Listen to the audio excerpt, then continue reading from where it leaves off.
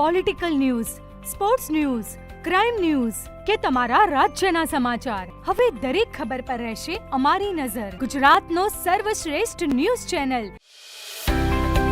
અકસ્માતોના નિવારણ માટે ચાણસ્મા પોલીસનું અભિયાન. હાઈવે પર વાહનોમાં લગાવવામાં આવ્યા રિફ્લેક્ટર.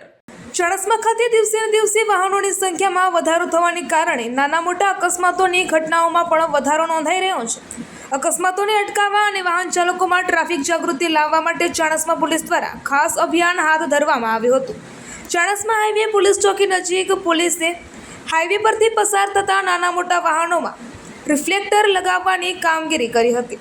સાથે સાથે વાહન ચાલકોને ટ્રાફિકના નિયમોનું પાલન કરવા અને સાવચેતીપૂર્વક વાહન હંકારવા માર્ગદર્શન આપવામાં આવ્યું હતું. આ અભિયાન દરમિયાન ટ્રાફિક પોલીસના અશોકભાઈ ચૌધરી તથા નવલસિંહ પરમારે વાહન ચાલકોને માર્ગ સલામતી અંગે સમજણ આપી હતી. છેલ્લા 2 દિવસ દરમિયાન અંદાજે 200થી વધુ વાહનોમાં રિફ્લેક્ટર લગાવવામાં આવ્યા હોવાનું ચાણસ્મા પોલીસે જણાવ્યું હતું. પોલીસના આ પ્રયાસને વાહન ચાલકો દ્વારા પણ સરાહનીય ગણાવવામાં આવ્યો હતો.